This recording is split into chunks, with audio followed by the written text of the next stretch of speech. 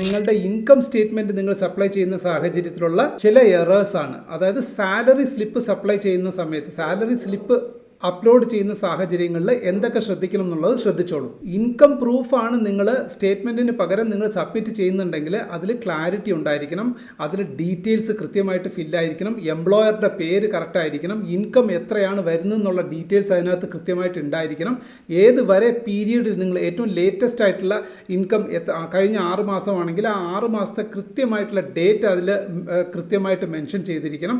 ഇത്തരം കാര്യങ്ങൾ മിസ്സിംഗ് ആണെങ്കിൽ അത് ശ്രദ്ധയോടുകൂടി ചെയ്തതിന് ശേഷം മാത്രമേ ഇൻകം പ്രൂഫായിട്ട് നിങ്ങൾ ഏതർ സ്റ്റേറ്റ്മെൻറ്റ് അല്ലെങ്കിൽ ഇൻകം പ്രൂഫ് നമുക്ക് ആവശ്യമുണ്ടല്ലോ, അതിൽ ഇൻകം പ്രൂഫായിട്ട് അയക്കുന്നത് നിങ്ങൾ സാലറി സ്ലിപ്പാണെങ്കിൽ ഈ വക കാര്യങ്ങൾ date, amount, salary, employer details, പിന്നെ എത്ര മാസമായിട്ട് നിങ്ങൾ റെഗുലറായിട്ട് എത്ര പീരിയഡിൽ നിങ്ങൾക്ക് കിട്ടിയെന്നുള്ള ഡേറ്റ്, ഇത്രയും കാര്യങ്ങൾ കൃത്യമായിട്ട് അതിൽ മെൻഷൻ ചെയ്തിരിക്കണം. സാലറി സ്ലിപ്പിൽ മസ്റ്റായിട്ട് എംപ്ലോയർ പേരും ലോഗോയും പിന്നെ ഓതറൈസ്ഡ് സിഗ്നേറ്ററി ഉണ്ടെങ്കിൽ സിഗ്നേച്ചറും നിർബന്ധമായിട്ട് നിങ്ങൾ അതിൽ ഉൾക്കൊള്ളിക്കാൻ ശ്രമിക്കണം. അടുത്തതാണ് ഏറ്റവും ഇമ്പോർട്ടൻ്റ് ആയിട്ട് മനസ്സിലാക്കേണ്ടുന്നത്, നിങ്ങളുടെ പേഴ്സണൽ ഡീറ്റെയിൽസിൽ നിങ്ങളുടെ name on pan card, Aadhaar, ഇതിലൊക്കെ ഉള്ള നെയിമും നിങ്ങൾ എൻട്രി ചെയ്യുന്ന നെയിമും മിസ്മാച്ച് ഉണ്ടാവാതെ നോക്കണം. ഇനീഷ്യൽ മിസ്മാച്ച് ഉണ്ടാവുക, സ്പെല്ലിംഗ് മിസ്റ്റേക്ക് ഉണ്ടാവാതിരിക്കുക, ഇത്തരം കാര്യങ്ങളൊക്കെ നിങ്ങൾ സപ്ലൈ ചെയ്യുന്ന ആധാർ അല്ലെങ്കിൽ പാൻ കാർഡ് രണ്ടിലും നെയിം മിസ്മാച്ച് ആവാതെ നോക്കണം. അതും വെരി ഇമ്പോർട്ടൻ്റ് ആണ്. ഓക്കെ, ബാങ്ക് സ്റ്റേറ്റ്മെൻറ്റിൽ ഞാൻ ആദ്യം പറഞ്ഞ മാതിരി മിനിമം 5,000 എപ്പോഴും മിനിമം ബാലൻസ് ഉണ്ടായിരിക്കുന്ന അക്കൗണ്ട് മാത്രമേ നിങ്ങൾ അയക്കാവൂ. ലാസ്റ്റായിട്ട് നിങ്ങളുടെ കംപ്ലീറ്റ് ട്രാൻസാക്ഷൻ പോയിട്ട് മിനിമം ബാലൻസ് അതിൽ 5,000 താഴെ വരാൻ പാടില്ല എന്നുള്ളത് നിർബന്ധമായിട്ട് നിങ്ങൾ പാലിക്കേണ്ട കാര്യമാണ്.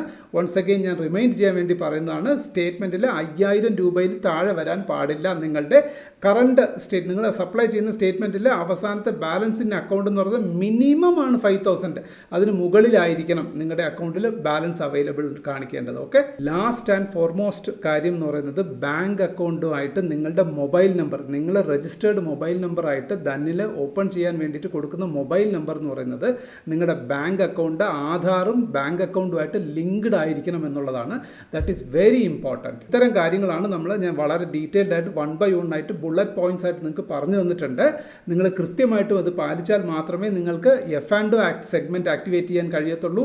അതല്ല എന്നുണ്ടെങ്കിൽ നിങ്ങൾക്ക് ഡിമാറ്റ് അക്കൗണ്ട് ഓപ്പൺ ചെയ്യുന്ന സമയത്ത് നിങ്ങൾ ഇത്തരം കാര്യങ്ങൾ ശ്രദ്ധിച്ചിട്ടായിരിക്കണം നിങ്ങളുടെ ബാങ്ക് സ്റ്റേറ്റ്മെൻറ്റ്, നിങ്ങളുടെ പേഴ്സണൽ ഡീറ്റെയിൽസ്, നിങ്ങളുടെ ഫിനാൻഷ്യൽ ഡീറ്റെയിൽസ്, ഇത്തരം കാര്യങ്ങൾ, നിങ്ങളുടെ നെയിം മിസ്മാച്ച് വരാതിരിക്കുക, നിങ്ങളുടെ ആധാർ ലിങ്ക്ഡ് പാൻ കാർഡും ആധാറും മൊബൈൽ നമ്പറും എല്ലാം ലിങ്ക്ഡ് ആണോ എന്ന് ചെക്ക് ചെയ്യുക. Investments in the securities market are subject to market risk. Read all the related documents carefully before investing.